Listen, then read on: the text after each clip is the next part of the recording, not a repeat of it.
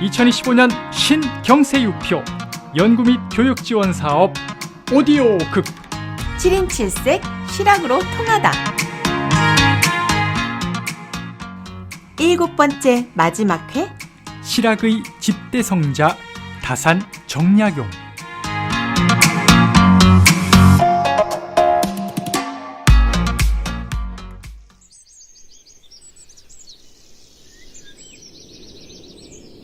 와, 여기가 다산 정약용 선생 생가군요. 네, 1925년 을충년 홍수 때 휩쓸려 나가고 나서 새로 복원한 거죠. 아, 또 한문.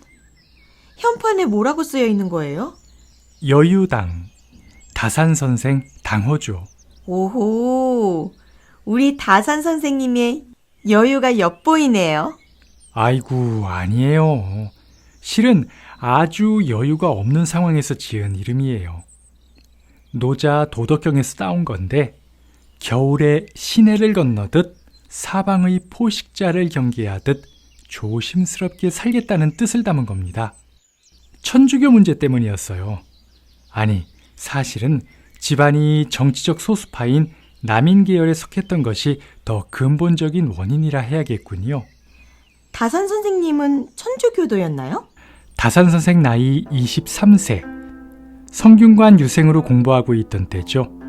맏형수의 기일에 제사를 지내고 배를 타고 한강 물길을 따라 서울로 돌아가는 길이었습니다. 음력 4월 보름날 배가 지금의 팔당댐 부근 협곡을 지나고 있었어요. 한강변 마을에는 아침 연기가 깔려 있었고 숲속에서는 꾀꼬리가 울고 강변 양쪽 기슭에는 붉은 꽃비가 흩날리고 있었습니다. 강 가운데는 잔잔하여 맑은 하늘이 비치었지요. 이때 함께 배를 탄 이벽에게서 서교, 천주교에 관한 이야기를 처음 듣게 되죠. 이벽은 천지조화의 시초를 이야기했습니다. 육신과 영혼이 죽고 사는 이치도 얘기했습니다. 정약용은 정신이 황홀하고 놀라 마치 끝없는 은하수와 같은 느낌을 받았다고 해요. 도대체 어땠길래 완전히 매료되었군요. 다산은 서울에 돌아와서 다시 이벽을 찾아가 천주 실의와 칠극 등 몇 권의 책을 빌려보았습니다. 그리고선 비로소 마음이 흔연히 서교, 즉 천주교에 기울었다고 회고했습니다. 당시에는 오로지 주작이었어요. 노장조차도 불운시할 정도로 사상적으로 매우 폐쇄적이었기 때문에 천주교와의 만남은 지극히 위험한 것이었습니다. 어떡해요? 큰일 났네요. 그러나 어떤 억압도 자유로운 영혼을 가둘 수는 없는 법이죠. 그럴수록 오히려 더욱 자유를 염원하고 추구하는 면이 있어요. 다산 선생은 천주교 서적을 열심히 탐독하고 모임에도 참석했습니다. 그래서 어떻게 되었나요? 다산 선생이 관리가 되어 활동하던 30대 때 정말 큰 사건이 발생합니다. 신해년 진산 사건입니다. 윤지충, 권상현 등이 조상의 제사를 폐지하고 신주를 불태운 사건입니다. 이 일로 유생들이 들고 일어났어요. 유교의 핵심인 효질서와 천주교의 교리가 서로 정면 충돌한 것입니다. 천주교를 택해 종교적 신념을 굽히지 않은 윤지충과 권상현은 결국 처형되었습니다. 이를 신해박해라고도 부르죠. 천주교가 정치적인 문제로 발전하는 것을 막았던 정조도 어쩔 수 없이 천주교에 대한 금지령을 내렸습니다. 원래 천주교가 처음 포교할 때는 제사를 허용하지 않았나요? 처음에는 인정했는데 나중에 이를 부정했죠. 여기다 나라에서 금지령이 내리자 천주교에 경도되었던 양반자제들 가운데 천주교를 떠나는 사람이 생긴 것입니다. 정약용과 그의 둘째 형 정약전이 그랬죠. 반면 더욱더 종교적 신념을 강고히 하는 사람도 있었습니다. 정약용의 첫째 형 정약종이 그랬습니다. 다산 선생님이 천주교를 떠났다고요? 천주교도라는 비방을 받게 되자 다산 선생은 상소문을 통해 해명을 했습니다. 처음에 천주교 서적을 보고 빠져들었는데 나중엔 제사를 지내지 않는다는 점과 국가에서 금한다는 점 때문에 관계를 끊었다고 분명하게 밝혔습니다. 정조는 이에 만족했죠. 지방관으로 발령을 내서 더 이상 비방에 시달리지 않도록 배려하기도 했습니다. 물론 천주교를 빌미로 한 정치적 공격이 그걸로 끝나지는 않았어요. 정조의 배려와 보호가 없었으면 다산 선생님은 정말 힘들었겠어요.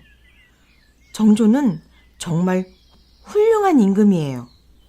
다산 선생은 22세에 성균관 유생이 되어 정조의 주목을 받았고 28세에 관직에 나아가서는 규장각 초계문신으로 발탁되었고 이후에는 암행어사로 활약하고 이야, 암행어사도 하셨다고요? 완전 멋져요.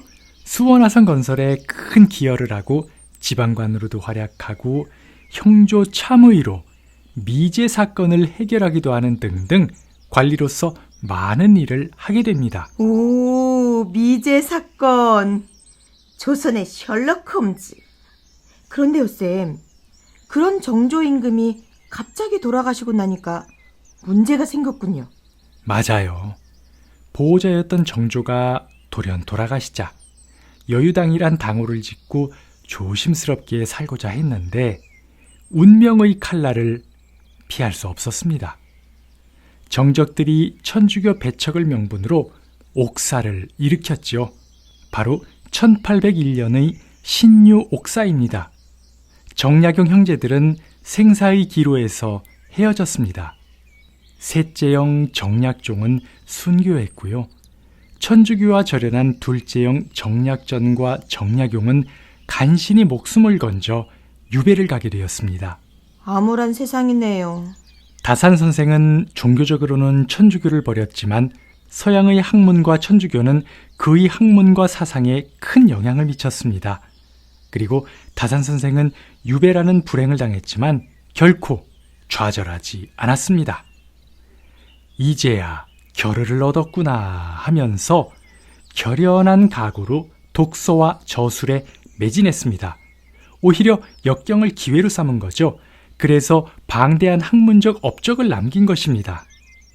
미람님도 나이는 들어가시고 세상에서 자신의 자취가 옅어지는 걸 느낄 때 유배를 한번 추천드립니다. 시끄러워요. 됐어요.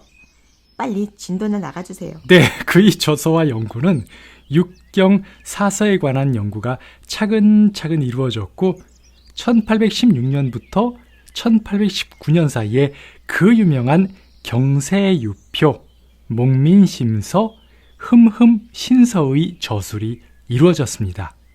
그의 호가 여럿 있는데 후세 사람들이 그 가운데 다산이라 부르는 까닭은 그가 강진 다산초당에서 이룬 학문적 업적을 기리는 의미도 담겨 있습니다. 유배 생활을 몇 년이나 사셨을까요? 쓰신 책은 얼마나 많았어요? 1801년에 시작된 유배 생활이 1818년, 17년 만에 풀리게 됩니다. 다산 선생은 이곳으로 돌아와 저술을 보완하면서 만년을 보내셨습니다. 1822년 회갑을 맞아서는 자찬 묘지명을 써서 자신의 60년 인생과 저술을 돌아보고 정리했지요. 그리고 새로 태어난 느낌으로 여생을 잘 마무리하겠다는 다짐을 하셨습니다. 이 자찬 묘지명을 읽어보면 다산 선생은 500권이 넘는 자신의 방대한 저술과 학문을 이렇게 정리했어요. 육경 사서로서 자신을 수양하고 일표 이서로서 천하 국가를 다스리니 본과 말을 갖춘 것이다. 즉 자신의 학문을 크게 유교경전을 연구한 경학과 세상을 경영하기 위한 경세학으로 구분하고 각각 자신을 수양하는 수기와 세상을 다스리는 치인을 위한 것으로 본 것이죠. 다산 선생에게 수기와 치인은 서로 떨어져 있는 게 아니라 본과 말처럼 상호 보완적인 관계에 있습니다. 수기를 기초로 치인을 하고 치인을 통해 수기를 완성하는 것이죠. 18년 유배기간과 방대한 저술. 그러니까 세상에서 뭔가를 이루고 싶으시면 유배를... 시끄러워요, 쌤. 그런데 생가위 저 언덕에 뭐가 있는 것 같아요. 네, 저기가 바로 우리 다산 선생님의 묘소예요. 가요, 쌤.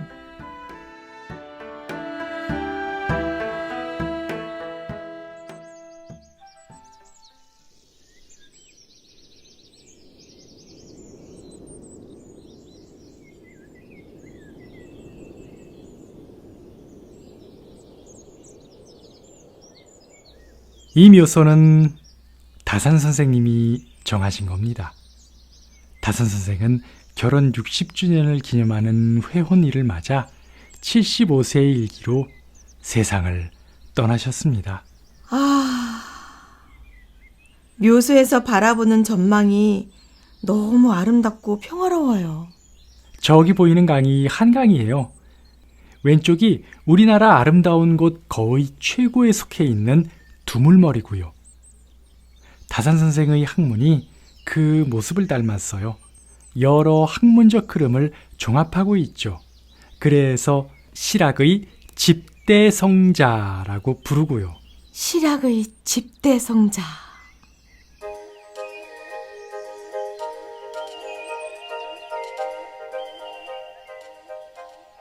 네, 미람님, 이제 저 아래 실학박물관으로 가보죠.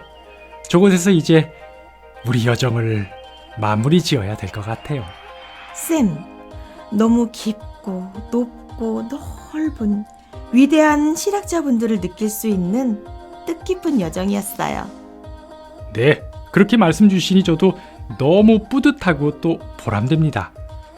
이 여정은 미람님의 시작이에요. 이제부터 제가 말씀드렸었던 위대한 우리 7분의 실학자분들이 남기신 사상과 책들을 통해 이를 등대 삼아 더 넓고 더 깊은 세계로 스스로 찾아 떠나는 여정을 시작해 보시기를 강권합니다. 네, 쌤.